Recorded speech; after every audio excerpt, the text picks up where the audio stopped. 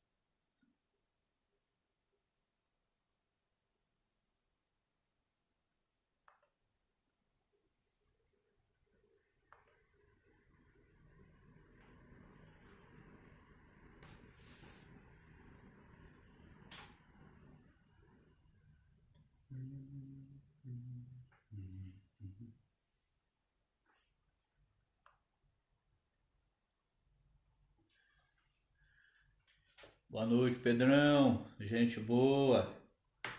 Tudo bom? Chegou cedo, hein? Boa noite, Luciana. Eu não sei para qual dos dois eu olho. Vamos ver aqui, ó. Assim.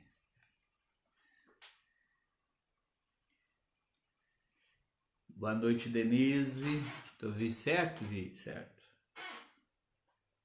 Aí, Pedro, já me respondeu aqui, esse Pedro tá antenado, hein?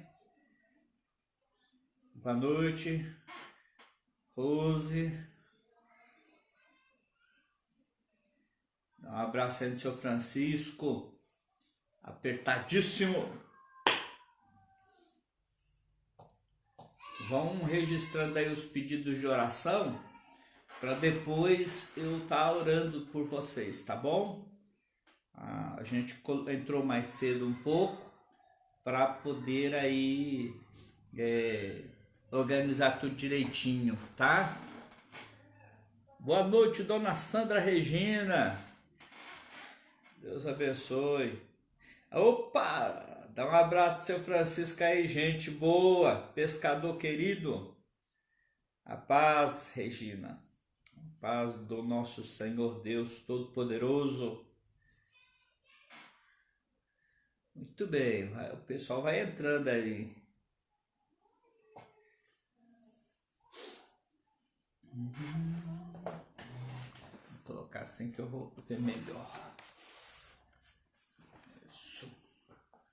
Estão ouvindo minha voz direitinho aí? A imagem tá boa? Como diria um garotinho lá de Minas Gerais, eu tô olhável?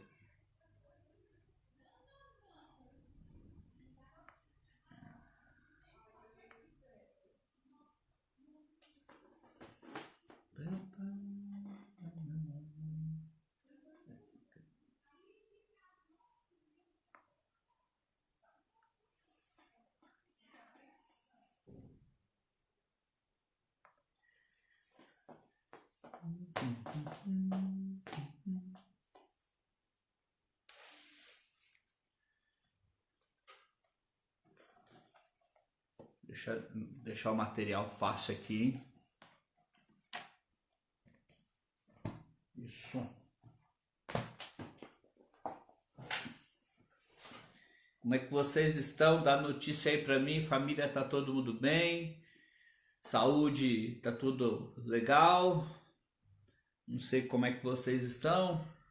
O Pedro, eu sei que teve muito ruim, mas ficou muito bom agora, né, Pedro? Tá pronto pra jogar bola, virar cambalhota.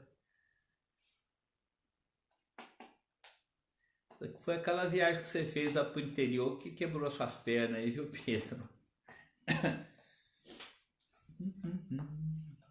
Seu Francisco tá bem de saúde, deu certo os exames ou parou tudo? Como é que ficou essa questão do seu Francisco?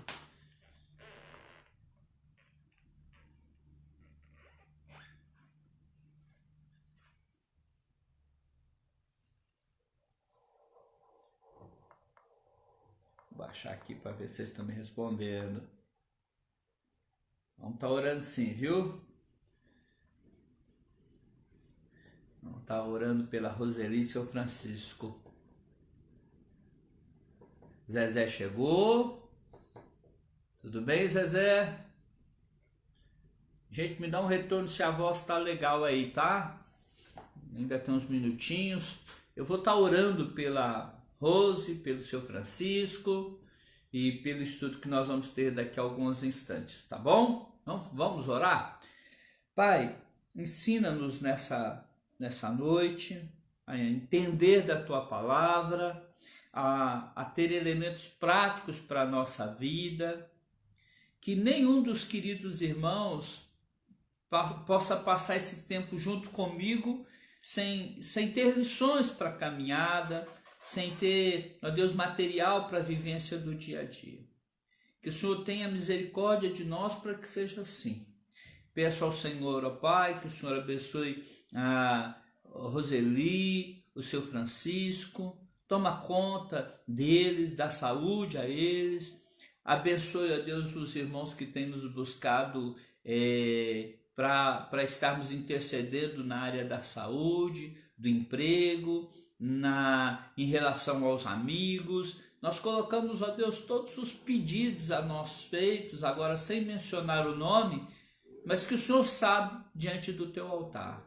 São pessoas que estão em processo de recuperação, são pessoas que estão num grau mais elevado de enfermidade, são pessoas que estão com as finanças mais apertadas, que estão passando agonia no trabalho, mas está tudo diante de ti, diante do teu poder. Nenhum desses problemas, do menor, do que já está sendo atenuado, ao maior, que parece que não tem saída, é tão grande quanto o teu poder. O Senhor não conhece coisa demasiadamente difícil. Então atua, abençoa, dirige, ó Deus, a cada uma dessas necessidades que me foi apresentada e que o Senhor sabe. E que o Senhor agora possa intervir, dando resposta de vitória para todos eles, em nome de Jesus. Amém. Amém? Muito bem. Então, estamos quase chegando no nosso horário, falta 3 minutinhos, a sala ainda está sendo montada, o pessoal está chegando, acabou de chegar o Cirilo, e aí junta 2, que é o João Cirilo, então vale por 2, né? O João Cirilo, muito bem, a Adriana deve estar ali do lado dele, vendo se ele veio para o culto hoje, então deve ter mais 2 ali. O pessoal está entrando um pouco nos nossos estudos de de sexta-feira, hein? Tiver gente aí pertinho de você, fala, ó, acessa lá para acompanhar com o pastor, tá bom? Entrou mais pessoas aí para acompanhar com a gente, que coisa boa, né? Já estamos aí aumentando a quantidade de alunos nessa oportunidade. Muito bem, nós estamos terminando o livro Um por Todos, Todos por Um, e que serviu de base para a gente estar falando sobre reciprocidade saudável. Então a gente trabalhou há um tempo sobre reciprocidade saudável. Quantas pessoas entraram aí? Porque aqui está falando que a página está indisponível. 8. Né? Não tem problema aí, mas a gente não vai conseguir. Tá funcionando aí direitinho. A Marília disse que a página deu um sinal de indisponível aí. Olha aí, me dá um retorno, tá bom? Eles que entraram conseguiram, outras pessoas. Eu tentei entrar agora e não consegui. Então a gente está terminando o livro, né? Hoje, a reciprocidade saudável foi o nosso tema. O livro base foi esse, Um por Todos, Todos por Um. E a gente vai caminhando então para a última lição hoje. Se você tiver alguma sugestão para sexta-feira que vem, me passa, tá bom? Eu tenho algo em mente aqui, mas de repente você quer que a gente trate algum assunto especial, aí eu vou tá vendo aí o que você tem como projeto, beleza? Então, Vamos caminhar um pouquinho então no nosso estudo de hoje. Tá? Tiver pergunta, gente, participa aí, escreve aí, né? Me ajuda nesse sentido, para eu ter esse contato, porque senão eu fico falando aqui e eu não sei se vocês estão entendendo, então vamos dar esse retorno para mim, tá joia? Bom, vamos caminhar então? Olha, presta atenção, reciprocidade saudável. Por quê? Porque reciprocidade é algo comum a todos nós. Normalmente a nossa tendência é responder negativamente ao que nos foi feito negativamente. Então, me chutou a canela, eu dou um pisão no pé, né? Eu não gosto muito de jogar bola, porque primeiro que eu sou ruim, segundo que eu fico meio esquentado.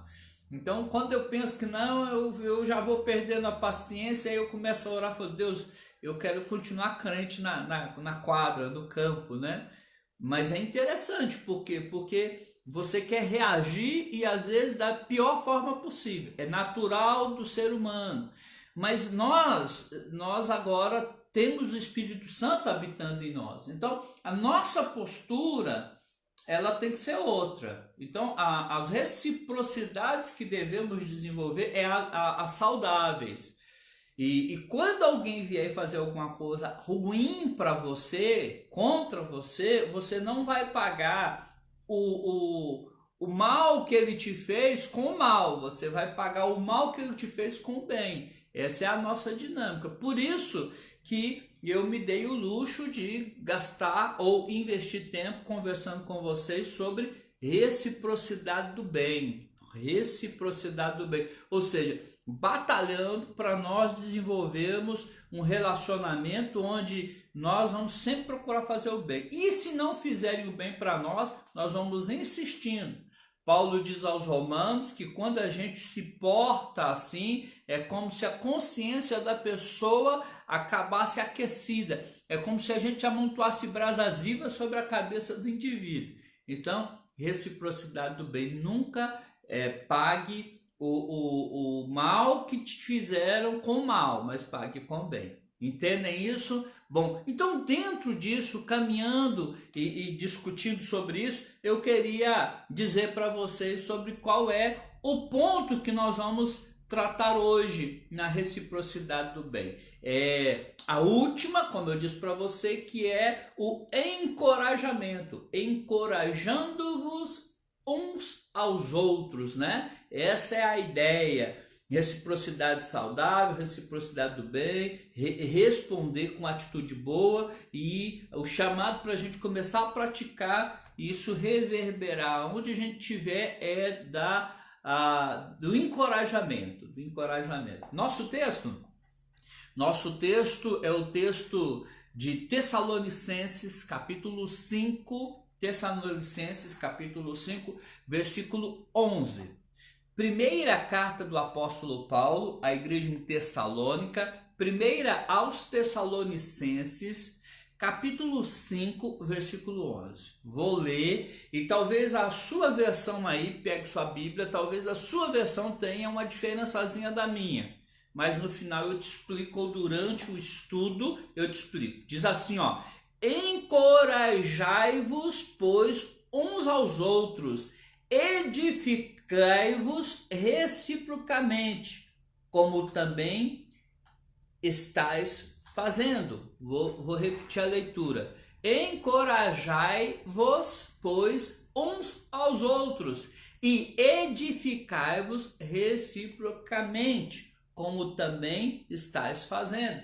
Então essa é uma palavra do apóstolo à igreja em Tessalônica, para se encorajarem. Na sua versão provavelmente está consolar, mas a ideia do consolo ali é do ânimo, é do estímulo. A ideia ali é do empurrar para frente, é do encorajamento mesmo, tá? Então a palavra de consolo ali não é necessariamente de enxugar as lágrimas, mas de fazer com que a pessoa reaja às dificuldades com ânimo e vá para frente, né? Então é isso mesmo, não deu certo, mas vamos embora que vai dar certo.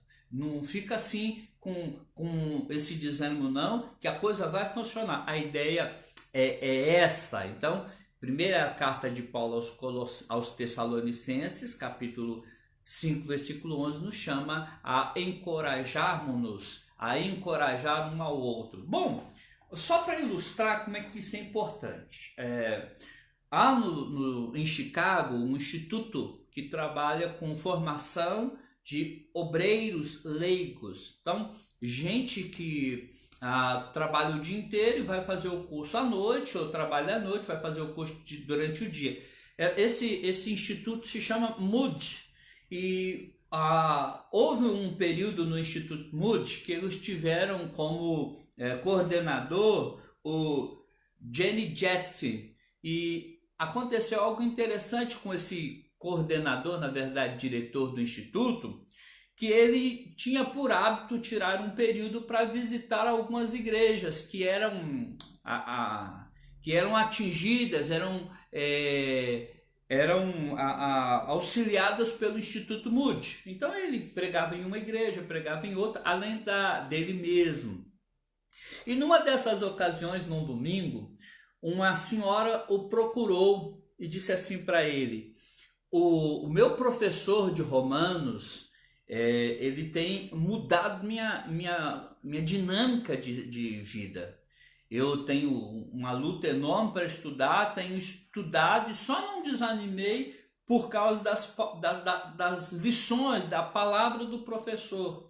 Tem me abençoado muito, tem mexido muito comigo as aulas do professor. O diretor, então, o Jenny Jetson, ele procurou durante a semana esse professor, né, que dava aula de Romanos para essa senhora, que ele não conhecia, e se apresentou para ele no culto, após o culto, para partilhar isso que ela estava tendo como experiência lá no Instituto Moody. Ele procurou o professor e disse para esse professor que uma das alunas dele estava sendo muito abençoada com as aulas, estava sendo muito edificada com as aulas, e que por vezes ela tinha pensado em desistir de continuar no instituto, mas não fez por causa das aulas desse professor. Esse professor, em lágrimas, agradeceu o diretor, o Jenny, e disse para ele: olha, eu pensei muitas vezes nesse período todo, por que eu tenho dado aula? Eu nunca tive um retorno dos alunos, um retorno significativo, e nem da direção. Essa é a primeira vez, e isso me anima, isso me mostra que eu, de fato, anos atrás, quando decidi ser professor do Instituto, eu tomei a decisão correta. Meses depois, esse professor veio a falecer, mas o diretor, o Jenny, resolveu então, percebeu a importância do estimular os professores, de procurar virtude, de procurar qualidade nos professores, de procurar ver o melhor dos professores, de todo o corpo docente, de toda a parte direcional do Instituto. Num belo dia, alguém do RH o chama e diz: olha, alguma coisa o senhor está fazendo que está funcionando no Instituto, porque o nosso Instituto melhorou muito em respostas, em atividades, em ações. E ele deu uma risada e saiu. Mas, na verdade, o que ele começou a fazer é estimular, é ver que a pessoa tinha virtudes e estava dando dela para aquele instituto. E aí fica o desafio para nós, a partir da chamada do apóstolo: encorajai-vos, estimulai-vos, né? Empurra aí para frente, reconheça qualidades, leva a pessoa a dar passos, leve a pessoa a progredir. E é interessante que quando eu leio Paulo dizendo encorajai-vos, né? Consolai-vos na sua versão, mas a ideia de encorajamento, de empurrar para frente, quando eu vejo isso, eu fico pensando que isso é uma ordem. E por que nós não obedecemos essa ordem do encorajamento? Pior, além de muitas vezes nós não encorajarmos, nós desencorajamos. Deixa eu dizer para vocês algo de experiência cristã minha, e que, graças a Deus, cada vez tem diminuído mais. Eu não sei se é porque o pessoal está ficando com medo do meu cabelo branco, né? Então, assim, mas eu lembro no começo do ministério que iria e instituir alguma coisa no campo que eu trabalhei, trazer alguma coisa para realizar. E sempre chegava um irmãozinho e dizia: fulano de tal já tentou isso, o Beltrano já tentou isso e não deu certo. Ah, pastor, vai perder seu tempo. Se eu fosse eu, não mexia com isso não. Quantas vezes eu fui desestimulado? Quantas vezes você deve ter sido desestimulado? Ah, os adolescentes não têm mexido com eles não. Ah, esses jovens só querem saber de bagunça. Ah, esse pessoal da igreja, eles não têm responsabilidade. Não mexe com isso não. Então, nós muitas vezes temos mais desestímulo do que estímulo. Então, é um problema sério. Por que as pessoas negligenciam o estímulo e, pior, às vezes desestimulam ou são apáticos? A apatia é uma coisa que a gente também percebe muito na caminhada cristã. Você fala para a pessoa: vamos fazer isso? Ele não tem reação, ela não tem reação. Vamos fazer aquilo? Não tem reação. Então, muitas vezes, ao invés de estimularmos a um desestímulo, e há uma apatia. Mas por que as pessoas, ao invés de obedecerem, ou são apáticas ou não estimulam? Às vezes eu penso que isso acontece por ciúmes. Infelizmente, muitas vezes no meio do povo de Deus, há dos irmãos, das irmãs que estão preocupadas em que os olhos estejam voltados para eles, para elas.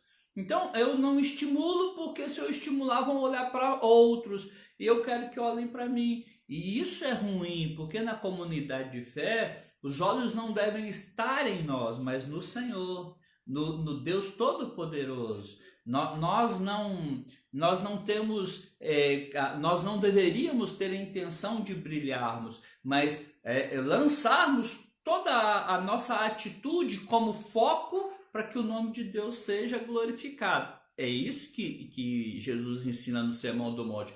Vereis as vossas obras e, o Pai vai ser glorificado. É o Pai, tá? Então todas as vezes que eu brilho tem alguma coisa de errado. Mas muitas vezes eu não estimulo porque eu não quero que o outro seja visto, mas que eu seja visto. Então às vezes isso acontece no louvor. O menino é muito bom, mas eu não... Então é melhor deixar ele lá, que de repente eles descobrem que ele é bom mesmo. Eu não estou dizendo que isso de repente possa acontecer no apurar, mas eu estou dizendo que é uma constatação que a gente percebe muito. E às vezes o problema é inveja, às vezes é ciúmes e às vezes é inveja. A inveja é irmã dos ciúmes, né? Porque se os ciúmes deseja que os olhos estejam voltados para a pessoa, a inveja não quer que se olhe para os outros, quer que tudo aquilo que iria para o outro viesse para ele, porque ele acha que o outro não merece. E às vezes a gente não estimula porque a gente acredita que é desnecessário os tapinhas nas costas, né? Gente, olha, deixa uma coisa para vocês. Todos nós carecemos de elogio. Todos nós. E eu não estou pedindo para você me elogiar necessariamente.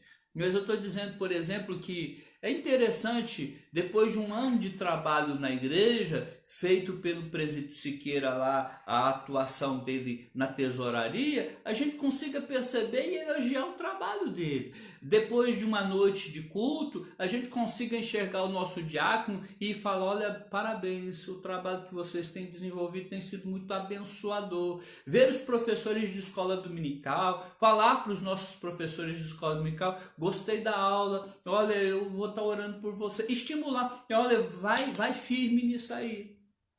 Então presta atenção que às vezes nós não estimulamos e deveríamos e perdemos muito.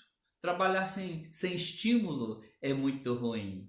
Todos vocês que estão me ouvindo sabem. E isso não só na comunidade de fé, mas no meio onde você trabalha. O Pedro, por exemplo, se o patrão dele não o estimula, ele vai dirigir com bastante desânimo.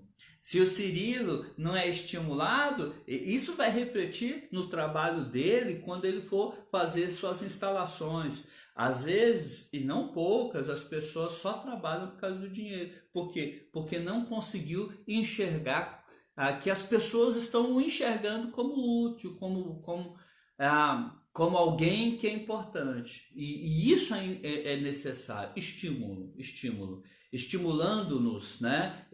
Encorajando-nos. A ideia de estimular é do encorajar. Vai lá, tá bom, vamos melhorar. Isso daí vai dar certo, sua ideia é boa, vai funcionar. Estímulo. Não desiste não. Vamos para frente. Estímulo. Agora, olha que interessante. Olha que interessantíssimo isso, né? Jesus, ele sempre estimulou. E tinha hora que, na verdade, os olhos deveriam estar focados nele. Mas ele consegue nos dar a lição de que ele olha para o outro, na verdade, quando ele precisava dos olhos dos seus. Vou te dar um exemplo. João capítulo 14, versículo 1 ao 3. João capítulo 14, versículo 1 ao 3. O contexto é Jesus próximo à crucificação, próximo ao Getsemane, próximo às pessoas o abandonarem, próximo a ele ser vendido por 30 moedas, próximo aos piores momentos que em oração ele fala para o Pai: Pai, se possível, afasta de mim esse cálice. Então imagine o seguinte: você está numa situação tão ruim, mas tão ruim, que você gostaria que alguém olhasse para você. É nessa situação que Jesus está. Mas olha o que Jesus faz. João capítulo de número 14, versículo 1 ao 3. Ele diz assim: não se turbe o vosso coração. Credes em Deus? Credes também em mim. Na casa do meu Pai há muitas moradas. Se assim não fora, eu vou teria dito que vou preparar lugar. Olha que interessante. Ele está consolando. Ele está cuidando, ele está animando os seus discípulos, quando na verdade é ele que deveria ser animado, ele anima os seus. Então, animar, estimular, empurrar para frente, tem que ser uma atitude nossa. Agora presta atenção, deve existir uma coerência nisso. O estímulo, o apoio, o empurrar para frente deve ser quando a pessoa está no caminho certo também, né? Deve ser quando a pessoa já está no rumo que agrada ao Senhor. Um outro texto interessante que mostra Jesus tratando disso é Lucas capítulo 10, versículo 17 ao 20. Vou ler para você, tá bom? Diz assim, ó: então regressaram os 70 possuídos de alegria, dizendo: Senhor, os próprios demônios se nos submetem pelo teu nome. Mas ele lhes disse: eu vi Satanás caindo do céu como um relâmpago. Eis aí vos dei autoridade para pisar serpentes e escorpiões e sobre todo o poder do inimigo, e nada, absolutamente nada, vos causará dano. Não obstante, alegrai-vos não porque o Espírito se submete, e sim porque o vosso nome está arrolado nos céus. Então ele está estimulando, mas estimulando da forma certa. Olha, não fica animado porque o diabo se submete a vocês não, mas fiquem animados mesmo porque o nome de vocês está escrito no livro da vida. Então Jesus estimulava, e Jesus diz algo interessante, diz o Senhor Jesus, que ele iria para o Pai, mas que os discípulos, nós também, não ficaríamos sós. Por quê? Porque ele enviaria o Espírito Santo Consolador. E a palavra lá de Tessalonicenses tem correlação justamente com isso, consolar. A ideia é a mesma. Por quê? Porque o Espírito Santo também é chamado de Consolador. Olha aqui o que é dito em João, capítulo de número 14, versículo 16. João, capítulo 15, versículo 26. Vou ler para vocês. Eu rogarei ao Pai, e ele vos dará outro Consolador. Porque Jesus já fazia essa parte. Ele ia ao Pai, falou: mas eu vou pedir ao Pai que mande outro Consolador, a fim de que esteja sempre convosco. Mas o Consolador, o Espírito Santo, a quem o Pai enviar em meu nome, esse vos ensinará acerca de todas as coisas. E aí vai. O capítulo 15, versículo 26 diz ainda: quando, porém, vier o Consolador, que eu vos enviarei da parte do vosso Pai. A palavra aqui é interessante porque a palavra usada é paráclito. E a palavra paráclito é consolador. A palavra paráclito, dada ao Espírito Santo, Espírito Consolador, o Espírito Santo Consolador, o paráclito, ele é o que consola, o que estimula, o que vai ao lado, o advogado, o encorajador. São sinônimos. Então o Senhor Jesus encoraja, ele encoraja consolando, ele encoraja do lado, ele encoraja animando, mas indo à presença do Pai, ele diz, vocês não vão ficar só, porque o próprio Espírito Santo, o Consolador, o animador, o encorajador vai estar dentro de vocês. Olha que fantástico isso. Então nós somos chamados a encorajar, a estimular. Nós temos o exemplo de Jesus que o faz, e Jesus diz que viria habitar em nós o Paráclito, o Consolador, ou o que vai ao lado, ou o advogado, ou o encorajador, tudo sinônimo. E é importante você pensar um pouco sobre isso. Por quê?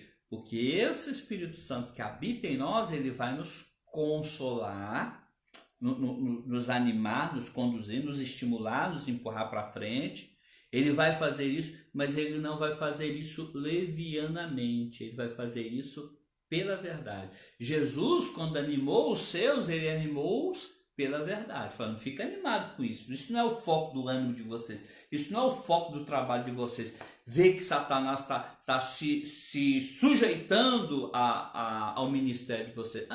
Vocês têm que ficar contentes pela razão certa, vocês têm que trabalhar pela razão certa, o nome de vocês está no livro da vida. Então ele os anima, mas os anima com verdade. E o Espírito Santo também vai trabalhar em nós, nos animando, nos encorajando a partir da verdade.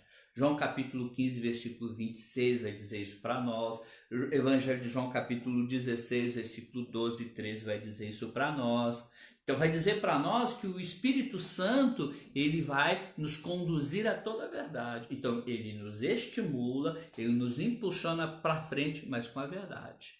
Deus não é Deus de mentira. Então o estímulo de Deus, o incentivo de Deus é, de fato, em decorrência daquilo que é verdadeiro. E é interessante porque uma das funções do Espírito Santo foi nos trazer a revelação bíblica. E Paulo vai dizer que toda a Escritura é inspirada por Deus. 1 de Pedro também vai dizer que Deus usou homens santos inspirados pelo Espírito Santo. Para quê? Para trazer a palavra dele. Então todo o trabalho de estímulo que o Espírito Santo vai fazer a nós, ele vai fazer não é porque eu tive um arrepio, porque de repente eu senti alguma coisa, mas porque ele vai me mostrar na palavra o que eu devo fazer, como eu devo me comportar. Ele vai me conduzir através do querer dele, né, do Pai, do Filho, através do querer da Trindade Santa, para eu desenvolver aquilo que eu preciso desenvolver. E ele vai me animar também de outra forma, ele vai me estimular de outra forma. Atos capítulo 1, versículo 8 diz para os discípulos não saírem de Jerusalém. Lembra até quando? Lembra até quando? Eles não podiam se ausentar de Jerusalém? Até receberem poder, né? Então o Espírito Santo viria sobre a vida deles para animá-los, para impulsioná-los, para dirigi-los, para conduzi-los, na verdade, dando-lhes poder, porque o próprio Espírito Santo é o poder de Deus, o Deus Todo-Poderoso Espírito para habitar em nós. E ele vem com poder e nos dá os dons. Os dons falados lá em 1 Coríntios capítulo 12, a partir do versículo 1, em Efésios capítulo 4, em Gálatas, a gente tem o fruto. Então, ele nos dá poder, ele nos dá capacitação através dos dons e através do fruto. Olha que interessante, ele nos estimula nos dando ferramenta. Às vezes a gente vê pessoas tentando estimular a gente, mas não dá nada para que aquilo possa se transformar em substância, né? Então, às vezes o tapinha nas costas é só para você fazer o serviço no lugar do outro. Vai, você é bom, né? Mas o Espírito Santo nos estimula, nos impulsiona, né? Nos encoraja a partir do poder dele em nós e dando a nós do dom, né? Dando a nós do seu fruto. Entendem isso? Entendem isso? Bom, Então, o desafio é nos encorajar um ao outro, a ideia de estímulo, a ideia do consolar quando às vezes a gente está desanimado e aí precisa do empurrãozinho. E isso é importante porque é isso que se requer da igreja saudável, é isso que se requer de um pai saudável, estimular o filho. A cena triste, olha, o menino chega em casa e o pai pergunta assim: eu fiquei sabendo que você teve prova. Aí o menino falou: tive, pai. E quanto valia a prova? 10. E quanto você tirou? Tirei 5. Você não faz nada. Tirou 5? Você não acredito que você tirou 5. Você não faz nada, menino. Aí o menino pegou e falou: vou melhorar. E foi, batalhou, tirou 7. Na outra, aí ele falou: pai, tirei 7. 7? Você tá à toa? Eu trabalho igual um condenado pra você tirar 7. Aí o menino trabalhou, lutou, tirou 10. Aí quando chegou lá: pai, tirei 10. Aí o pai falou assim: será que aquela professora sua é retardada? Como é que um menino igual você tira 10? Então existem pessoas que têm a capacidade de destruir, de minar, de desconstruir, de tirar força. E não deve acontecer isso no seu relacionamento com seus filhos, no seu relacionamento com a sua esposa, no seu relacionamento com seus vizinhos, no seu relacionamento com seus funcionários. Eu dou graças a Deus que no período que eu trabalhava secularmente, sem ser na igreja, eu sempre tive bons patrões, sempre, e não eram crentes, mas estimulavam, davam apoio. Eu lembro de uma vez que eu fui dispensado do serviço, e aí eu fiquei chateado, era novo, falei: caramba, me mandaram embora. Aí passou uns 3 meses, me chamaram outra vez. Aí a pessoa falou assim: a gente mandou embora porque estava fazendo corte de funcionário, mas você era um funcionário que a gente não queria que saísse, mas precisou na época, então a gente está te chamando de volta. Então essas coisas me estimulam e deve te estimular, e a gente também tem que se estimular. Porque olha, é essa dinâmica que a gente tem que ter no nosso lar. E agora, mais do que nunca, né, nessa quarentena. Então, eu conversei com uma pessoa muito bem-humorada esses dias, ela falou assim para mim: pastor, se essa quarentena não acabar, eu acabo com alguém. Eu mato alguém, pastor, porque eu não estou aguentando. Eu não estou aguentando mais, eu não aguento mais ficar dentro de casa, eu não aguento mais essa dinâmica, eu preciso de sair. E eu fiquei imaginando, né, que luta, e nesse período mais do que nunca a gente precisa de estimular, a gente precisa de sentar, conversar, ver virtudes, ver como é que está caminhando os filhos, como é que está caminhando o casamento, como é que está caminhando tudo, para que a gente possa, depois que sair dessa quarentena, estar com a vida bem mais animada. Bom, eu queria caminhar um pouquinho mais, tá? E o meu passo agora é te chamar para um exemplo de alguém que era encorajador, alguém que era animador, alguém. Porque eu falei do Espírito Santo, né? Aí alguém fala assim para mim: pastor, mas eu não sou Espírito Santo. E olha, eu não tenho muita paciência também não. Então eu vou dar um exemplo bem humano para nós. O exemplo está lá em Atos, capítulo de número 4, versículo 36 ao 37. Atos, capítulo 4, versículo 36 ao 37. Eu não anotei aqui só para ter o exercício aqui de folhear um pouco, né? A Biblinha, essa Bíblia abençoada. Atos, capítulo 4, versículo de número 36 ao 37. Olha o que diz o texto. José, a quem os apóstolos deram o sobrenome de Barnabé, que quer dizer filho da exortação. A palavra aqui também tem a mesma conotação de paráclito, de consolador, de animador. Então eles deram o nome para José de Barnabé, ou seja, filho da consolação, filho da exortação, filho do ânimo, né? Ele era levita natural de Chipre. Aí o texto diz assim: como se tivesse um campo, vendendo-o, trouxe o preço e depositou aos pés dos apóstolos. Então esse é um homem exemplar para nós. Esse é um homem que estimulava. Primeiro estímulo dele está aí no versículo 36. Ele vê a necessidade da igreja. A igreja de Jerusalém estava passando por lutas, muita gente vindo para a comunidade de fé, gente que não tinha recurso nenhum, escravos. Ele pega tudo que ele tem, ele vende e dá à igreja. Isso é um estímulo, isso é um estímulo. Às vezes a gente quer fazer alguns investimentos, mas não tem recurso. Aí de repente aparece um Barnabé da vida e diz assim: recurso é problema meu. Vocês vão fazer porque eu vou dar apoio, eu vou investir nisso aí, eu estou dentro disso aí. Mas como você vai fazer, Barnabé? Problema meu. O problema de vocês é fazer isso que vocês sabem fazer tão bem. Pode ficar tranquilo que eu vou manter vocês. Olha que coisa fantástica, que encorajamento. Que homem que tem o seu recurso para investir para que a igreja cuide dos seus necessitados. Mas não para só aí não. Aí você continua lendo a história do Barnabé. Barnabé é fantástico. Aí você vai ver que um personagem da Bíblia entra com muita força na história dele. Ou ele, o encorajador, né? O Barnabé, o filho do Espírito Santo, entra na história dessa pessoa. Paulo é extremamente abençoado por Barnabé, porque Atos capítulo 9, versículo 26 ao 17, diz que quando Paulo se converteu, ninguém acreditava que ele tinha se convertido. Era como diz o pessoal lá de Ferrugem, crente paraguai, não deve ser original, mas era.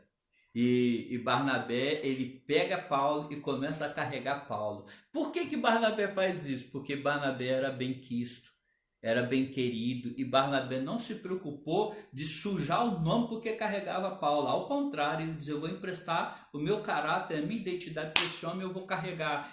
E aí as portas se abriram porque ele estava investindo naquele homem recém-convertido. Que coisa linda! Que coisa maravilhosa, irmãos que estimulam os que estão chegando agora, irmãos que estimulam a igreja na sua necessidade, irmãos que dão tudo aquilo que é possível para abençoar o corpo de Cristo. Gente que diz, esse menino aqui, eu estou com ele, vou ajudar, ele vai crescer, ele vai progredir. Aí Barnabé, o José das Consolações, pega o Paulo e carrega nos primeiros passos da conversão. Mas não parou aí.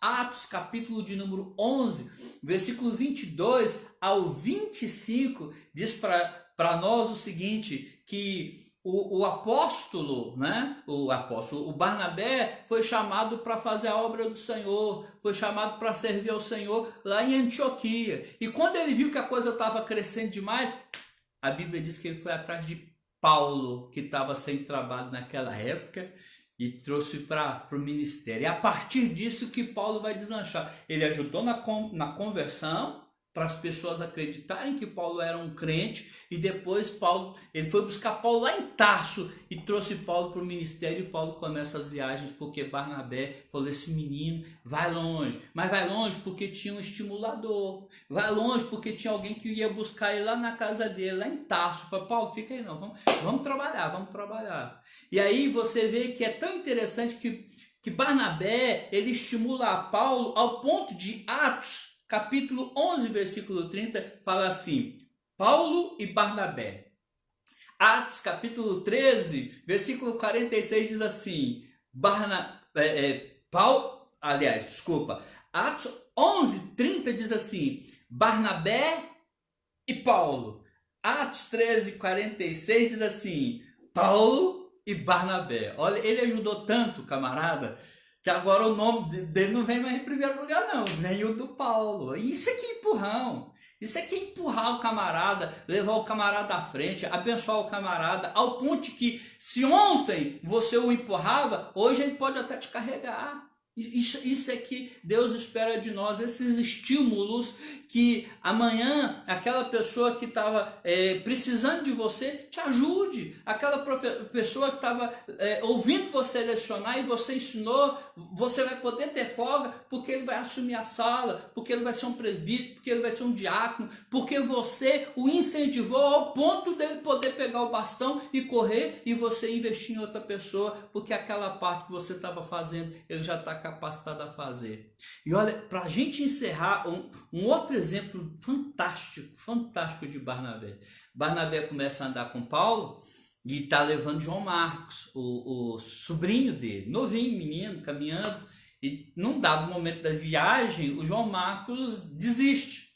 Mas em Atos capítulo 15, o João Marcos quer voltar, e aí Paulo não quer deixar. Fala, não vai, ele desistiu da viagem. E aí a Bíblia diz para nós que o Barnabé, já sabia que Paulo tinha independência o suficiente, deixou Paulo ir acompanhado com outros e carregou João Marcos. Aí ele começa a dar apoio, a estimular outros. E hoje a gente tem o Evangelho de Marcos porque Barnabé estimulou a João Marcos. Porque Barnabé abençoou a vida do João Marcos. Nós precisamos de mais gente assim na comunidade de fé. Gente que reflete o Espírito Santo ao ponto das pessoas chamarem ele de Barnabé, José das Consolações, ou José, filho do Espírito, ou do Espírito Santo. Olha que coisa maravilhosa, que coisa extraordinária nós chegamos a termos na nossa comunidade, na nossa casa, no nosso lar, no nosso trabalho, gente assim. Incentivando, cuidando, zelando, apoiando, estimulando, empurrando para frente. Agora, para a gente caminhar aí para quase concluir, a questão é como podemos encorajar, né? Como podemos encorajar? Lembra que eu falei que a gente tem que encorajar, mas a gente não pode ser menino? Não pode ser imprudente? Lembra? E é fácil a gente encorajar errado, hein? É fácil. Vou te dar um exemplo. Natan era um homem de Deus, profeta lá, companheirão de Davi. Aí Davi fala assim, vou construir o templo. Segundo Crônicas, capítulo 17, versículo 1 ao 4. E o Natan fala, pode construir. Aí ele vai para a casa dele e Deus fala assim, fala para Davi que não. Ou seja, ele não teve prudência, ele não consultou a Deus. Então, no estímulo nosso, a gente tem que estar sempre vendo se a pessoa está no rumo certo. Porque se você incentivar a pessoa quando ela está no rumo errado, você só vai levar ela para mais distante do que Deus quer. E infelizmente, muitas vezes nós estamos estimulando as pessoas no que é errado, no que não agrada a Deus. Isso o diabo já faz. Isso o mundo já faz, isso muitas vezes os coleguinhas de turma já fazem. Foi isso que fizeram com Roboão, o filho de Salomão, incentivaram ao que não prestava. Então vamos incentivar, mas vamos incentivar na direção certa, vamos estimular, mas na coisa certa. Eu vejo gente incentivando criancinha a crescer precocemente. Presta atenção, cada período uma etapa da vida da criancinha. Não faz ela ser adolescente antes do tempo, não faz ela ser mulher antes do tempo. Às vezes a gente fica tentando estimular áreas que não deveriam ser estimuladas. E isso é tão forte que em Cantares é dito, não desperte o amor até que estejas pronto, ou seja, seja prudente em tudo. Então qualquer estímulo tem que ser um estímulo que se baseie nessa capacidade de percepção, nessa capacidade de verdade. Por quê? Porque o estímulo ele é fruto. Nós temos como professor de estímulo o Senhor Jesus e o Espírito Santo, e eles trabalham com a verdade. Então todo o nosso estímulo tem que partir dessa consciência de verdade. Então primeiro, o estímulo ele tem que ser baseado em verdades, ele tem que ser baseado no caminho certo. Está no caminho certo? Aí não deixa o fulano desistir não, hein? Gruda nele, firma, não vai desistir não, você acertou o caminho. Eu e a Marília temos um amigo chamado Pastor Carlos, né? Chamado Carlos, ele não é Pastor Carlos, ele é pastor, mas a gente chama Pastor Carlos. E era engraçado que ele, quando pegava alguém para evangelizar, só Jesus para fazer a pessoa escapar dele, mas ele não deixava escapar de jeito nenhum. E ele estimulando, e quantos frutos ele teve, porque ele foi estimulando essas pessoas e não deixava essas pessoas desistirem. Dona Neide, lá de Goiabeira, da mesma forma. Quantas pessoas depois ligaram para ela de longe? Dona Neide, hoje eu sou crente. A senhora ficava pegando no meu pé lá na escola e ficava... eu falava, essa mulher enjoada. Hoje eu sou serva, hoje eu sou servo do Senhor. A senhora me ajudou, a senhora me estimulou. Quantas vezes? Então, o rumo certo estimula. Pessoa está desanimada, não deixa não. Mas se tiver no rumo errado, não estimula, dissuade, não é por aí, não é dessa forma, não é assim, entendem? Então o estímulo, o encorajamento, ele deve ser na direção certa, tá bom? Segundo, esse estímulo, ele tem que ser balizado naquilo que Deus disse. Rapidinho, porque eu já estou tecendo bastante comentário sobre isso, mas é importante. Quando o rei foi lutar com Acabe, Josafá, Depois você consulta aí, quem achar aí primeiro na Bíblia, me fugiu o nome do rei que foi lutar junto com Acabe. Primeiro livro dos Reis, capítulo 20, versículo 13 ao 14. O rei foi ajudar Acabe na batalha, ele perguntou, mas não tem nenhum profeta do Senhor? Aí chamaram Micaías, né? E aí quando chamaram Micaías, o pessoal que foi chamar Micaías falou assim, ó, fala só o que agrada ao rei. Aí o Micaías falou assim, não, eu vou falar só aquilo que Deus mandou falar. Então o estímulo nosso tem que vir da parte de Deus. É o que Deus manda, é o que Deus coordena. Então quer dizer que, olha filho, na oração e na leitura da palavra. Na oração e na leitura da palavra. E se o estímulo que você perceber de Deus na sua oração não tiver com a palavra, então não veio de Deus. Mas se o que você perceber que Deus está te conduzindo a fazer na sua oração e você vê que tem consonância na palavra, firma nisso, firma. Então, como eu estimulo? Eu estimulo primeiro sabendo se está na direção certa. Segundo, eu estimulo baseado na verdade e no querer de Deus. Terceiro, eu estimulo, né, usando as palavras. A gente estimula usando palavra, viu? E palavras sábias, palavras sensatas, palavras que empurram a pessoa para frente, palavras que prescrutam, palavras que enxergam verdades, sabe? Você pode, você tem capacidade, você chega lá, vamos lá, você tem à frente desafios, mas você dá conta. E aí com a palavra a gente pode animar a pessoa e com a palavra a gente pode desanimar também, viu? Então a palavra nossa tem que ser uma palavra sóbria, sensata, balizada na palavra de Deus e branda, né? E com discernimento. Então vamos conduzindo as pessoas na palavra. O silêncio é só quando necessário, mas norteamento é de palavra. Chama a pessoa para conversar, chama seu filho para conversar, chama o pessoal que trabalha com você para conversar, chama para conversar, vem cá, vamos conversar, vamos reestruturar isso aqui, vamos nortear isso aqui. Palavra, tá bom? E ela temperada com sal, ou seja, um tributo a Deus, ela vai fazer toda a diferença. E por fim, né, incentive dando exemplo. Incentive dando exemplo. Então, Jó, capítulo 39, versículo 27, diz que a águia voa sobre o ninho. Porque a águia, ela começa a ensinar seus filhos a voarem voando. Então, é assim, os meus filhos precisam de voar. O que eu vou fazer? Eu vou voar. Né? Voar. Então, às vezes a gente está estimulando, mas a gente não está fazendo. Então, estimule dando exemplo, estimule com a própria vida, estimule com a honestidade, estimule com a postura, estimule mostrando como é que se faz, ensina a criança no caminho que deve andar. Então, essa dinâmica do estar do lado, essa dinâmica do andar junto, ela é poderosa. Ela é poderosa. Concluindo, meus queridos irmãos, com muito carinho, eu queria chamar a tua atenção, chamar a minha atenção. Precisamos de pegar tudo aquilo que é bom e começar a vivenciar.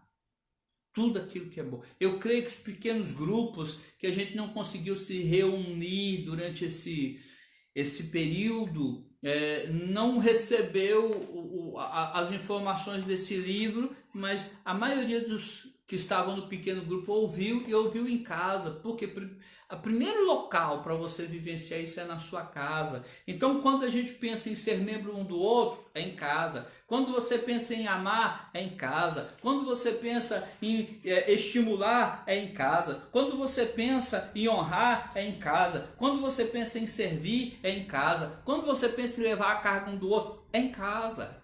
Tudo começa em casa, tudo começa no lar.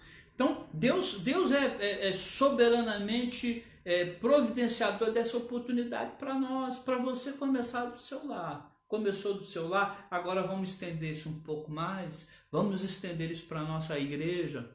Eu estou, de todo coração, ansioso para chegar lá no Apurá e ver cada um tentando vivenciar isso que a gente aprendeu. Cada um, eu vou colocar em prática isso. Eu vou colocar em prática isso. E Deus dando graça à nossa comunidade de fé.